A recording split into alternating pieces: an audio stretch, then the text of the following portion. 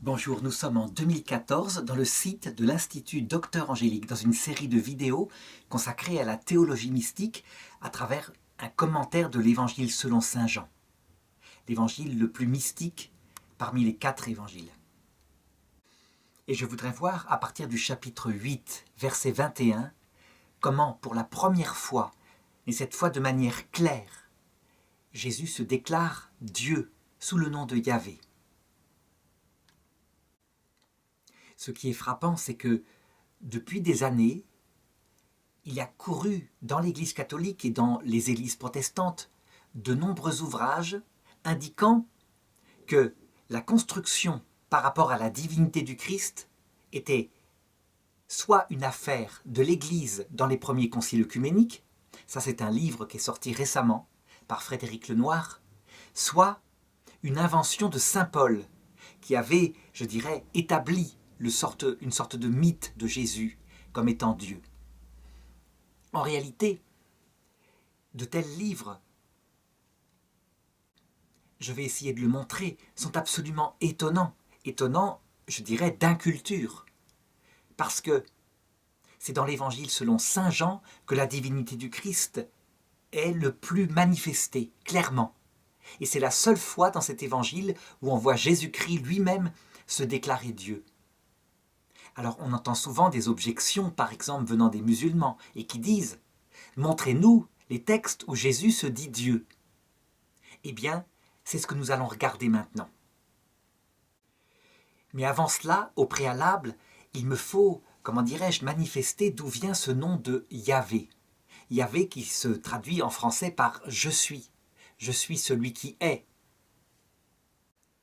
En fait, c'est le nom par lequel Dieu s'est révélé à Moïse, dans le livre de l'Exode au chapitre 3 à partir du verset 13. Voilà ce qui se passait. Moïse avait dû fuir l'Égypte parce qu'il avait tué un Égyptien qui violentait quelqu'un de son peuple. Ça c'était su, il avait dû donc se sauver. Il était allé habiter dans le désert et alors qu'il gardait les moutons pour le père de sa femme, la femme qu'il avait épousée dans cette région lointaine, tout d'un coup, il avait vu un buisson qui brûlait et qui ne se consumait pas. Il s'était approché et alors Dieu s'était révélé à lui, en lui indiquant la mission qu'il avait, à savoir faire sortir son peuple d'Égypte, où il était en grand esclavage. Moïse, qui ne parlait pas bien, qui ne voulait pas de cette mission, qui se sentait très bien chez son beau-père, demanda à Dieu de nommer quelqu'un d'autre. Et finalement, il demanda à Dieu « Lorsque les Hébreux me demanderont qui tu es, quel nom devrais-je donner ?» Et c'est là que Dieu révèle son nom. Dieu dit à Moïse « Je suis celui qui est ». Il lui dit « Voici ce que tu diras aux Israélites. Je suis, m'a envoyé vers vous. » Dieu dit encore à Moïse « Tu parleras ainsi aux Israélites. Yahvé, donc je suis, le Dieu de vos pères, le Dieu d'Abraham, le Dieu d'Isaac et le Dieu de Jacob m'a envoyé vers vous. C'est mon nom pour toujours, et ainsi que l'on m'invoquera de génération en génération. » Alors, il faut analyser brièvement ce que Dieu révèle ici à Moïse. Il faut savoir que depuis le péché originel, dans la Bible, où le cœur de Dieu était connu, peu à peu, le souvenir de ce cœur, de cet amour de Dieu, avait été oublié. Lorsque Dieu se révèle à Abraham, au départ, il ne se présente pas comme le seul Dieu. Et Abraham le vénère comme son Dieu, le Dieu d'Abraham, de même que les autres familles ont d'autres dieux tutélaires. Cette pratique, du fait qu'il y a plusieurs dieux, que chaque groupe a son Dieu, elle restera jusqu'à l'époque de Jacob, où on verra Rachel, lorsque Jacob se sauve de la maison de son beau-père, emmener avec elle les dieux de son père, ce qui mettra son père en très grande colère. Donc on sait que les Hébreux, sur l'impulsion de Joseph, le fils de Jacob, qui est devenu, je dirais, le vizir du pharaon, les Hébreux émigrent en Égypte, où ils restent 400 ans, d'après la Bible. À cette époque-là, ils vénèrent un Dieu unique. Mais il n'est pas encore tout à fait précisé sa nature exacte. Lorsque Moïse arrive, les choses changent. Là, le jour de ce buisson ardent, Dieu se révèle comme « Je suis ». Et « Je suis », c'est un nom qui signifie « l'Éternel ». Dieu ne commence pas d'exister, il est de toute éternité. Donc, on rejoint le premier texte de la Genèse, au commencement. Ça veut dire dans le principe de toute éternité. Ce nom résume un petit peu, je dirais, toute la nouvelle révélation que reçoit Moïse. Et il voudra tellement l'imposer au peuple hébreu qu'il fera disparaître toute forme de représentation, toute forme de culte. Les anges, par exemple, qui existent, qui sont connus avant, eh bien, Moïse fera disparaître leur représentation, sauf sur l'arche d'alliance où il y aura 2 chérubins. La marque de Moïse, c'est que ce peuple ne doit adorer qu'un seul Dieu parce qu'il n'existe qu'un seul Dieu, dont le nom est « Je suis », à savoir l'Éternel. Ce qui est remarquable dans cette révélation qui tombe sur Moïse, il n'a pas découvert de lui-même le nom de Dieu. Ce qui est remarquable, c'est que les philosophes grecs, par exemple, à l'époque d'Aristote, donc bien des siècles plus tard, par un simple raisonnement, montreront que forcément, il doit exister un être premier, dont la première caractéristique, c'est de n'avoir jamais commencé. Ce n'est pas possible, sinon le néant, l'absence d'être serait avant lui. Eh bien, cette éternité de Dieu, le fait qu'il n'a pas commencé d'exister, c'est signifié dans ce nom de Yahvé, « Je suis ». Et c'est ainsi que la foi, la révélation, est rejointe par la raison, qui trouve sans doute les choses un peu plus tard, mais qui les trouve tout de même. Et c'est vrai que ce nom, « Je suis », ne peut s'appliquer qu'à Dieu. On peut dire que nous existons. Étymologiquement, ça veut dire que nous sommes, isté, à partir de quelque chose, ex. Nous sommes des créatures. Et Dieu seul est le Créateur et l'Éternel. Alors encore une petite remarque historique. Est-ce qu'il est juste de traduire « Je suis » par Yahvé, alors que dans le texte hébreu, il n'y a que des consonnes? Les témoins de Jéhovah traduisent donc par Jéhovah. Qui a raison entre les deux? Eh bien, en fait, c'est impossible de savoir. Parce que, comme il n'y a pas de voyelle, comme le nom de Yahvé était prononcé une seule fois par an par le grand prêtre, dans le Saint des Saints, eh bien, le souvenir des voyelles qu'il faut interférer, il est vague. Et je dirais, peu importe finalement, ce qui compte, c'est que la signification de ce nom, c'est « Je suis ». Ce nom qu'on ne prononce pas, les Juifs le connaissent parfaitement. Ils savent qu'il signifie Dieu. Et donc c'est dans ce contexte que Jésus va se mettre à enseigner quelque chose d'unique. Un contexte de lutte, comme nous l'avons montré dans les dernières vidéos, les dernières analyses des textes qui précèdent, au chapitre 8 de Saint Jean. Donc Jésus est contesté de tous les côtés. On essaye de lui tendre des pièges avec l'histoire de la femme adultère. Et il s'en sort avec une telle magnificence que le peuple croit en lui. Du coup, on lui tend un piège légal, à savoir, qu'est-ce qui témoigne de sa propre mission puisqu'il prétend avoir une mission. Or, il faut légalement au moins 2 témoins pour en témoigner. Donc, dans ce contexte de lutte, voilà ce que Jésus dit aux savants, aux scribes, aux juifs qui sont là. Donc, je commence à partir du verset 21. Jésus leur dit encore « Je m'en vais, et vous me chercherez, et vous mourrez dans votre péché, parce que là où je vais, vous ne pouvez pas venir. » Les Juifs disaient donc « Va-t-il se donner la mort qu'ils disent « Où je vais, vous ne pouvez pas venir ?» » Mais il leur disait « Vous, vous êtes d'en bas, moi je suis d'en haut. Vous, vous êtes de ce monde, moi je ne suis pas de ce monde. » On le voit, les savants juifs qui sont là ne comprennent absolument pas ce qu'il dit. Ils jugent selon la terre. Il faut dire que le langage de Jésus est un langage qui est parole de Dieu, et donc qui ne signifie absolument pas, pourtant en utilisant les mêmes mots, ce que eux comprennent. Eux comprennent il va partir, donc ils se disent, il est bizarre, il va peut-être se donner la mort.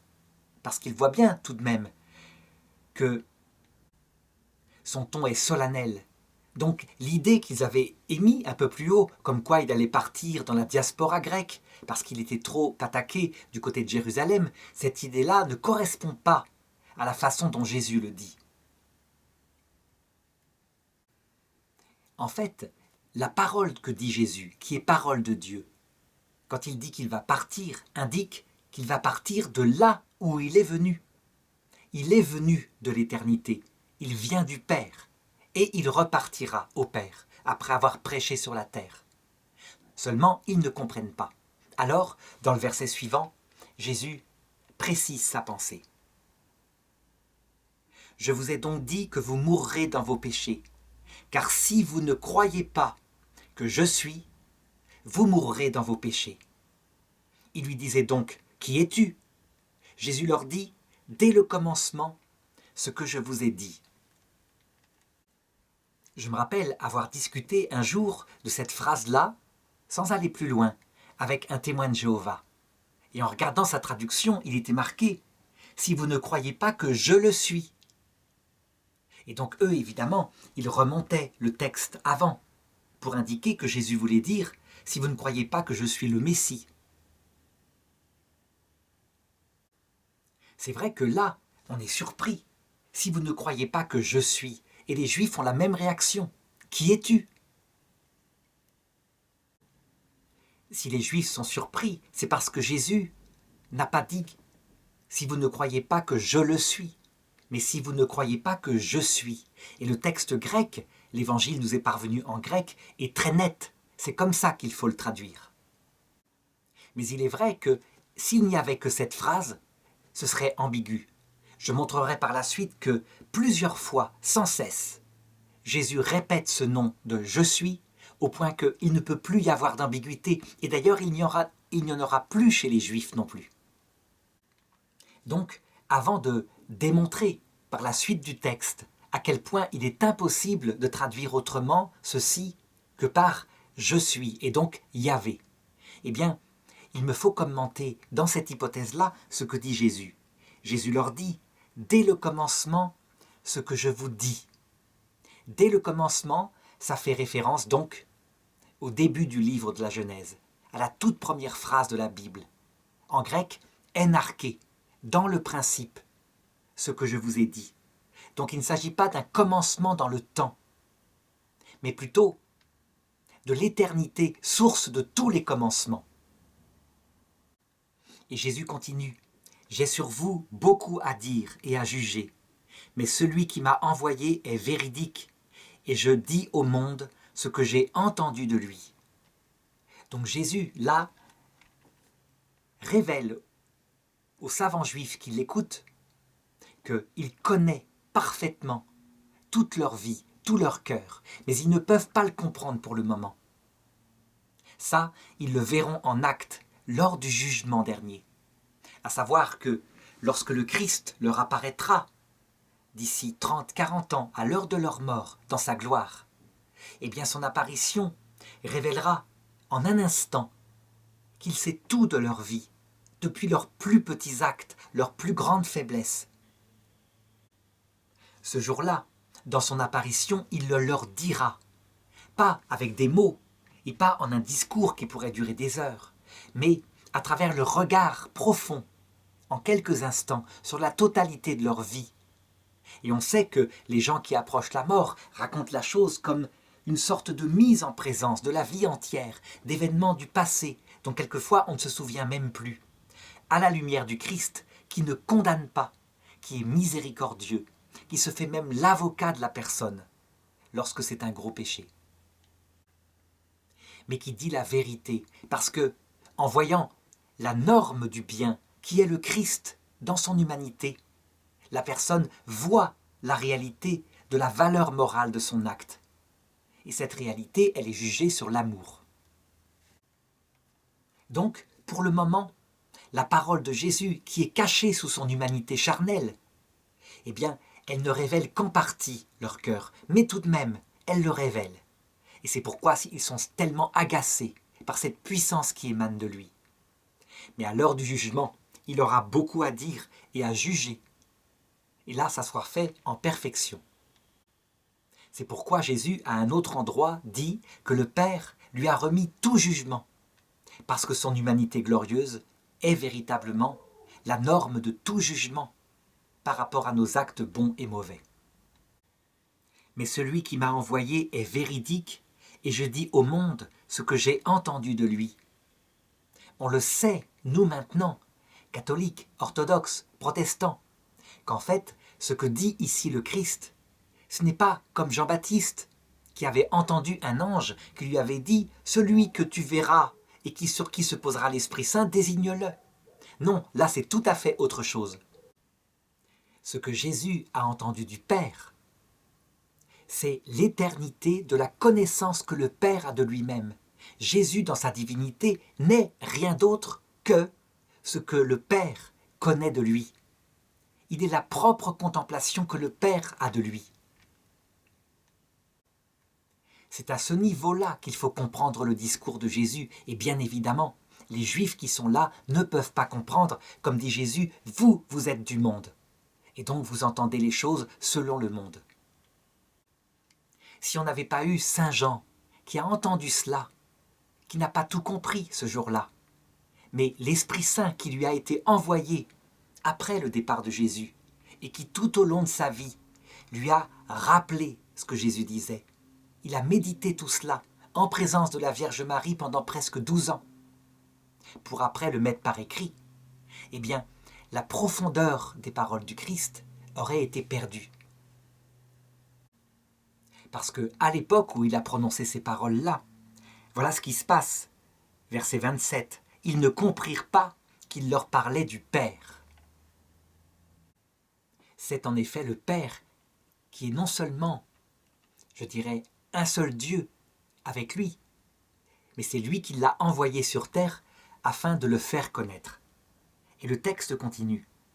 Jésus leur dit donc, « Quand vous aurez élevé le Fils de l'homme, alors vous saurez que je suis, et que je ne fais rien de moi-même, mais je dis ce que le Père m'a enseigné. » Ce que dit Jésus ici est absolument stupéfiant. Comment peut-il dire « lorsque vous aurez crucifié le Fils de l'homme » ? C'est ça que ça veut dire, élever le Fils de l'homme. Vous comprendrez que je suis. On sait que cette prophétie s'est réalisée un peu plus de 2 ans plus tard, lorsqu'il a été crucifié, parce que le centurion qui était là, à la vue des signes, comme le tremblement de terre, comme l'obscurité qui était tombée sur la terre, et puis cette dignité qui émanait de Jésus, s'écria vraiment celui-ci était le Fils de Dieu. Mais cette réalisation matérielle de la prophétie de Jésus, elle n'est rien par rapport à la réalisation qui sera faite par l'Esprit Saint. En effet, si on regarde ces paroles du point de vue du monde, c'est l'inverse qui doit se passer. Lorsqu'on crucifie Jésus comme un esclave, il ne peut en aucun cas révéler la dignité de Dieu, le Tout-Puissant, le Créateur de l'univers. Une légende raconte que quand le soldat perça le côté de Jésus et qu'il en jaillit du sang et de l'eau, c'est-à-dire l'Esprit Saint, le soldat comprit tout et se mit à pleurer. On ne sait pas si elle est vraie, cette légende-là, mais ce qui est certain, c'est que quand l'Esprit Saint tomba sur la petite église, au départ, à la Pentecôte, eh bien, ce furent les premières choses que les gens comprirent de l'intérieur. En fait, cette élévation du Christ, qui avait fait tant de bien, qui avait guéri, manifestait véritablement qui était Dieu, et de manière unique, comme rien d'autre n'aurait pu le faire, comme ne pouvaient pas le faire ses paroles, comme ne pouvaient pas le faire ses miracles. Seule cette mort sur la croix pouvait révéler que Dieu est amour, et que Dieu est infiniment humble dans sa vie trinitaire. Si la religion du Christ est devenue la première religion au monde, largement, elle a conquis des peuples entiers. En fait, c'est à cause de la profondeur de ce message. On ne peut pas attribuer ça seulement aux miracles, même s'il y en a eu ici et là. Non, c'est cette révélation qui correspond au cœur de l'homme et qui a fait que tous les hommes ont été attirés par cette révélation unique en se disant « elle correspond à ce que je désirais ». Et l'Esprit Saint est venu faire vibrer ceux à qui il voulait la révéler, parce que sans l'Esprit Saint, il était impossible de comprendre. Actuellement, je dirais que ce qui est du monde, donc comme les Juifs qui étaient là, ne peuvent pas comprendre. Ils prennent cette histoire de l'extérieur, comme étant un type qui a été tué et puis qui a eu du succès par la suite. Ils n'entrent pas dans la profondeur du message, mais le message, c'est la mort même du Christ, et ça s'est réalisé. Et Jésus continue en disant « Et celui qui m'a envoyé est avec moi, et ne m'a pas laissé seul, parce que je fais toujours ce qui lui plaît. » Comme il disait cela, beaucoup crurent en lui. Cette dernière phrase de Saint Jean illustre ce que je voulais dire, à savoir que déjà, le fait qu'il le dise, et que sa parole soit revêtue de l'Esprit Saint, qui venait certainement brûler le cœur de ceux qui entendaient. Ils écoutaient, ils étaient comme aspirés par ces paroles, parce que, prononcées par n'importe qui d'autre, elles sont folles, elles ne veulent rien dire à la rigueur. Mais prononcées par le Christ, beaucoup crurent. Ce qui confirme ce que je disais à la précédente vidéo, à savoir que la foi est un don de Dieu par le fait qu'il vient dans le cœur de ceux qui écoutent, pour leur signifier lui-même, à leur intelligence, à leur sensibilité, que ce qu'ils entendent est vrai. C'est le Père qui témoigne du Fils, avec le Saint-Esprit, bien plus que tout le reste.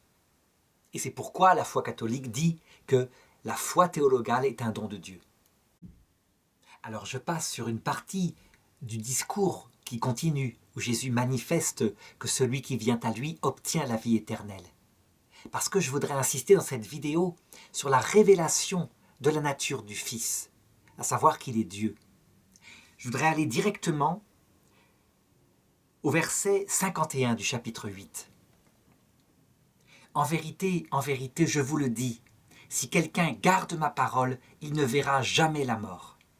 Les Juifs lui dirent, maintenant nous savons que tu as un démon. Abraham est mort, les prophètes aussi, et tu dis, si quelqu'un garde ma parole, il ne goûtera jamais la mort. Es-tu donc plus grand qu'Abraham, notre père, qui est mort? Les prophètes aussi sont morts. Qui prétends-tu être? Donc on voit, le ton monte, parce que Jésus, non seulement a révélé son nom, je suis, mais là encore c'est ambigu.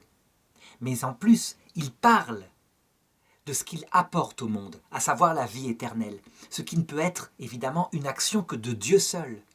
Et donc les Juifs qui l'entourent s'énervent, pensent qu'il blasphème. C'est d'ailleurs ce qu'ils lui reprocheront beaucoup plus tard, dans un texte où il dit « Nous ne voulons pas te lapider parce que tu as fait une œuvre, mais parce que toi qui n'es qu'un homme, tu te fais Dieu. » Et c'est ce qu'on va voir juste après. Jésus répondit « Si je me glorifie moi-même, ma gloire n'est rien.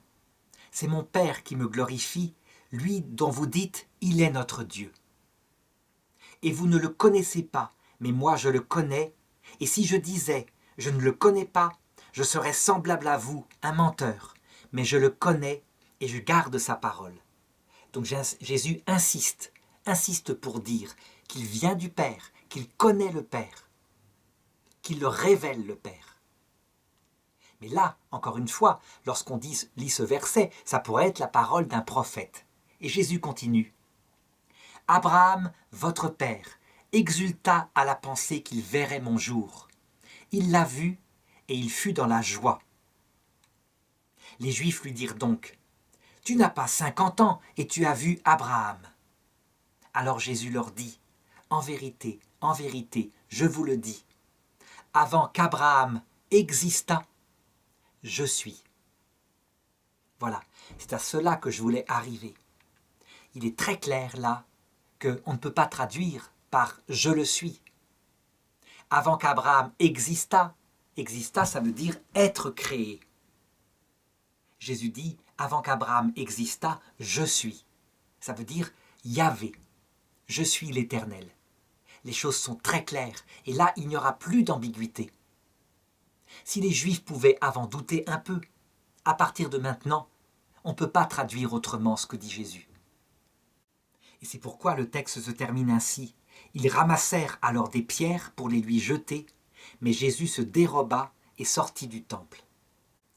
Alors, avant de voir, je veux dire, toutes les objections à ce texte où Jésus se déclare être « je suis », il faut analyser tout de même ce passage. « Abraham, votre père, exulta à la pensée qu'il verrait mon jour. Il l'a vu et il fut dans la joie. » Quand est-ce qu'Abraham a vu le jour de Jésus ? Lorsqu'on regarde la vie d'Abraham, racontée dans le livre de la Genèse, on ne voit pas cela en clair. On voit effectivement l'annonce d'une descendance, une descendance de sa femme. Mais les textes, ou plutôt les paroles de l'ange, n'indiquent pas qu'il a vu explicitement la venue du Messie. Les annonces plus explicites du Messie, elles viendront tout de même avec les prophètes, qui là, véritablement disent « Son nom sera Dieu avec nous ». Donc je peux donner plusieurs prophéties de l'Ancien Testament où c'est dit. Par exemple, Isaïe 9,5. Un enfant nous est né, un fils nous a été donné. Il a reçu le pouvoir sur ses épaules et on lui a donné ce nom, conseiller merveilleux, Dieu fort. Ou alors Jérémie 23,6. Voici les jours où je susciterai à David une descendance juste. Et voici le nom dont on l'appellera Yahvé, notre justice. Donc on le voit, ces prophéties en clair sont arrivées bien plus tard. Donc la question est de savoir quand est-ce qu'Abraham a vu le jour du Christ ? Eh bien, je pense qu'on peut reconstituer les choses pour tous les hommes de l'Ancien Testament. Quand on voit que, au niveau du livre des Maccabées, le peuple hébreu, le peuple devenu juif, inspiré par l'Esprit Saint, a compris que les âmes des morts n'étaient pas simplement en train de errer dans un lieu sombre, l'Hadès, le Sheol en hébreu, mais qu'il y avait déjà, à cette époque-là, des âmes qui étaient en enfer pour toujours, parce qu'elles avaient commis le mal, et des âmes qui étaient dans le paradis provisoire qu'on appelle le sein d'Abraham, où Jésus dira que le riche n'était pas, mais que Lazare, le pauvre dont ce riche ne s'occupait pas, était descendu. Lorsqu'on voit dans le livre des Maccabées, deuxième livre des Maccabées, qu'il y a aussi un purgatoire, au point que des guerriers, avec Judas Maccabée, qui sont morts au combat parce qu'ils portaient sur eux le collier d'une idole. Eh bien, Judas Maccabée fait prier pour eux, fait offrir pour eux un sacrifice au temple de Jérusalem, afin que leurs péchés gravissimes leur soient pardonnés. C'est donc qu'il y a une purification après la mort. On le sait, il n'y a personne qui n'ait été sauvé si ce n'est par la foi au Christ. C'est quelque chose que l'Église catholique affirme. Et donc, il faut se demander à quel moment, explicitement, la foi au Christ a pu être communiquée à quelqu'un comme Abraham. Le fait qu'il faille croire au Christ pour être sauvé est dit simplement, par exemple, dans Jean chapitre 8, verset 24 qu'on a lu tout à l'heure. « Si vous ne croyez pas que je suis, vous mourrez dans vos péchés. » Et la foi catholique le confirme, par exemple, avec le symbole Quicumque, un credo de la foi catholique qui a été rédigé par saint Athanase au IVe siècle, au tout début de l'Église, lorsque les théologiens commençaient à travailler. Ce symbole de la foi, donc ce credo, dit ceci: « Quiconque veut être sauvé doit avant tout tenir la foi universelle. S'il ne la garde pas entière et pure, il périra sans aucun doute pour l'éternité. Et voici la foi catholique. Nous croyons en un seul Dieu, le Père Tout-Puissant, Trinité. Mais il est nécessaire au salut éternel de croire fidèlement aussi en l'incarnation de notre Seigneur Jésus-Christ. Telle est la foi catholique. Si quelqu'un n'y croit pas fidèlement et fermement, il ne pourra pas être sauvé. » Cet article de foi a parfois été mal interprété. On a pensé que tous les hommes qui mouraient, donc après le dernier battement de cœur, sans connaître explicitement Jésus-Christ, étaient damnés. En fait, on se rend compte maintenant que c'est plutôt tout homme qui arrive après le passage qu'est la mort. Donc un passage dans un temps de désert. Et qui arrive dans l'autre monde en ne croyant pas volontairement que Jésus-Christ est le Sauveur, qu'il est Dieu fait homme, il est damné pour l'éternité. La raison s'explique très simplement. Le salut, c'est une relation d'amour réciproque, d'amitié entre notre âme et Dieu qui s'est fait homme en Jésus-Christ. Pour qu'il y ait cet amour d'amitié, cette union, cette alliance sainte, il faut connaître le cœur de son ami. Et c'est ce que résume le credo. Donc, si on ne connaît pas que Dieu est amour, si on ne connaît pas son évangile, qui s'est fait homme en Jésus-Christ, on ne peut pas l'aimer. Mais comme il est certain que Dieu propose à tout homme son salut, à l'heure de la mort, s'il le faut, s'il ne l'a pas connu avant, eh bien, l'homme qui, face à ce salut proposé explicitement, refuse d'y croire, il le fait volontairement. Il commet un blasphème contre l'Esprit Saint, dans la logique de sa vie, et à ce moment-là, il se damne pour toujours. Et donc on peut reconstituer ce qui s'est passé pour Abraham. Abraham, à l'heure de sa mort, a eu l'apparition de l'ange de Dieu, comme il l'avait eu aux chênes de Mambré. Mais l'ange de Dieu, cette fois, lui a révélé qui était Dieu, son évangile, et ce que ferait Dieu dans l'incarnation, qui serait le Messie. Et c'est à ce moment-là, très probablement, que Abraham, en toute lucidité, voyant le futur sauveur à travers l'image qu'en donnait l'ange de Dieu, dans le passage de la mort, s'est réjoui et qu'il a attendu dans le paradis provisoire qu'il vienne le chercher. Et il est venu le chercher, effectivement, le vendredi saint à 3 heures. Et c'est à ce moment-là que Abraham n'a pas simplement vu son jour de loin à travers l'explication de l'ange, mais qu'il a vu directement la divinité du Christ face à face. Il est entré dans la vision béatifique ce jour-là. Du coup, à cette lumière-là, la réponse des Juifs qui disent, les Juifs lui dirent, tu n'as pas 50 ans et tu as vu Abraham. On voit à quel point elle est à côté de la plaque par rapport à ce que Jésus qui vient du Père est en train de leur raconter. Seulement, cette réponse, tellement décalée, elle permet d'obtenir, de manière encore plus claire, l'affirmation de sa divinité de sa propre bouche.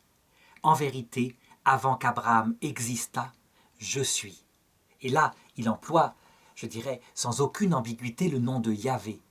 D'où la tentative de le lapider et l'affirmation des Juifs, un petit peu plus loin dans l'Évangile selon saint Jean.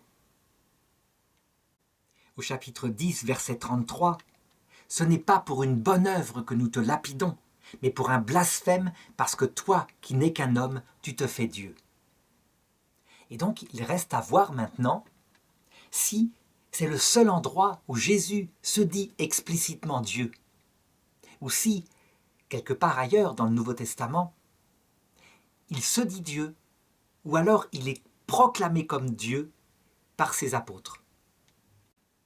C'est une question très importante pour répondre à l'objection qui dit que la divinité du Christ est une fabrication à partir du concile de Nicée, et en particulier, disent certains musulmans, par l'empereur Constantin, comme si les empereurs faisaient de la théologie.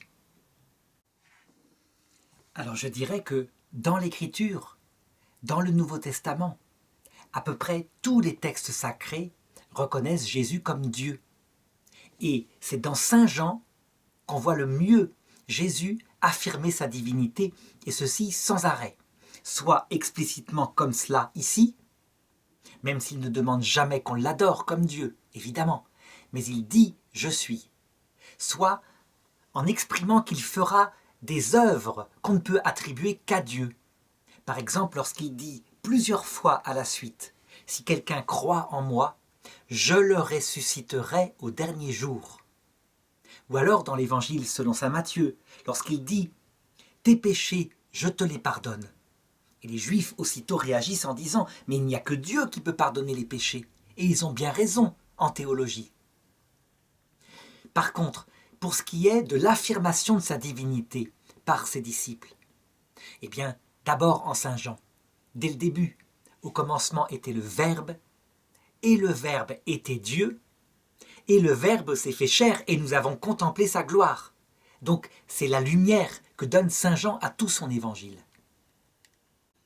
Alors évidemment, il y a des grands textes qui sont connus dans saint Paul, où il affirme la divinité du Christ, par exemple Philippiens 2,6, lui qui était de condition de Dieu, ne retint pas jalousement le rang qu'il égalait à Dieu, mais il s'est anéanti lui-même, se faisant homme, prenant la condition d'esclave.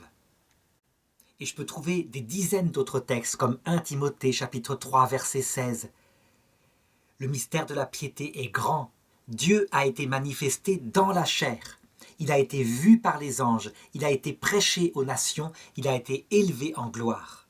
Donc il parle de Jésus-Christ. Tite 2, 13. En attendant la bienheureuse espérance de l'apparition de la gloire de notre grand Dieu et Seigneur, Sauveur, Jésus-Christ. Ces textes sont connus, ils sont très forts, c'est vrai. Mais comment expliquer que certains aient osé écrire que c'était saint Paul qui avait inventé le fait que Jésus-Christ était Dieu? Et la légende court, alors que on la trouve partout, cette divinité du Christ. Par exemple, dans l'Évangile selon saint Luc, parce que je ne vais pas citer évidemment tout le temps saint Jean, où c'est le plus clair. Par exemple, Luc chapitre 24, verset 52.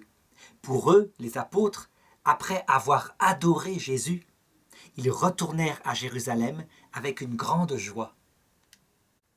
Alors je peux prendre maintenant un texte de saint Pierre, dans la deuxième épître de saint Pierre, chapitre 1, verset 1. Simon, Pierre, serviteur et apôtre de Jésus-Christ, à ceux qui ont reçu par la justice de notre Dieu et Sauveur Jésus-Christ une foi d'un aussi grand prix que la nôtre. C'est là qu'on voit à quel point il y a une méconnaissance des Écritures. Et ces livres qui sortent, en particulier celui de Frédéric Lenoir qui affirme que ce sont les conciles, les 6 premiers conciles qui ont construit la divinité du Christ. On peut dire que non. La divinité du Christ, elle est affirmée par les apôtres dans les Écritures. Je trouve que les musulmans sont plus logiques, plus cohérents quand ils disent « Bien les Écritures, elles ont été falsifiées par les apôtres. Ils ont tellement aimé Jésus qu'ils ont fini par croire qu'il était Dieu. Au moins Mohammed est cohérent. Et quand on voit des musulmans qui disent « Mais tous ces textes-là ne disent pas que Jésus-Christ est Dieu », eh bien, je trouve que le prophète des musulmans est plus cohérent. Alors tout de même, je voudrais, en m'appuyant sur les arguments des musulmans et les arguments des témoins de Jéhovah, aborder frontalement une objection qui est parfois donnée à la divinité du Christ. C'est dans l'Évangile selon saint Jean, au chapitre 10, verset 33. Donc le fameux texte où les Juifs disent à Jésus « Nous voulons te lapider parce que toi qui n'es qu'un homme, tu te proclames Dieu. » Jésus leur répondit « N'est-il pas écrit dans votre loi ? J'ai dit, vous êtes des dieux. » Alors qu'elle a appelé Dieu ceux à qui la parole de Dieu fut adressée, et l'Écriture ne peut pas être contredite. À celui que le Père a consacré et envoyé dans le monde, vous dites « Tu blasphèmes parce que j'ai dit « Je suis fils de Dieu ». Si je ne fais pas les œuvres de mon Père, ne me croyez pas. » Donc l'objection des témoins de Jéhovah consiste à dire que dans ce texte-là, Jésus explique en quel sens il veut dire qu'il est Dieu. Il veut dire qu'il est Dieu en ce sens que nous aussi, nous sommes Dieu.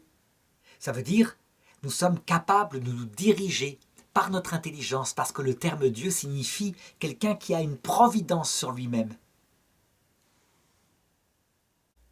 C'est aussi en ce sens-là qu'on peut appeler les anges des dieux, parce qu'ils font des œuvres extraordinaires au service de Dieu.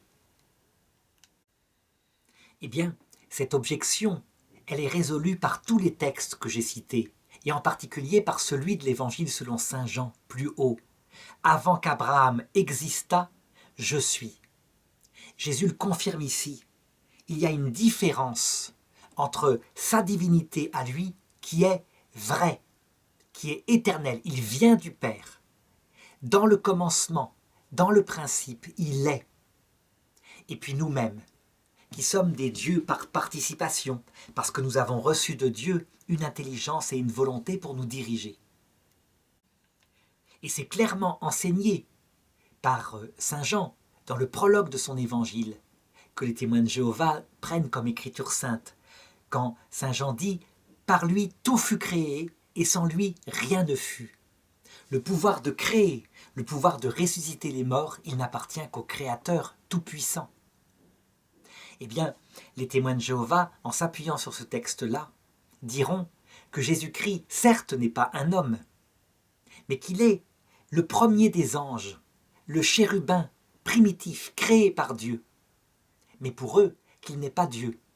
Ils ont donc adhéré à une forme de théologie qu'on dit arienne, parce qu'elle vient d'un évêque qui s'appelait Arius et qui l'inventa au début de l'Église. En fait, en regardant bien les textes, on s'aperçoit qu'ils font le choix de ce texte en lui donnant le sens que Jésus ne donne pas, parce que Jésus précise bien « celui que le Père a consacré et envoyé dans le monde ». Donc il différencie sa propre nature de celle des autres dieux que nous sommes.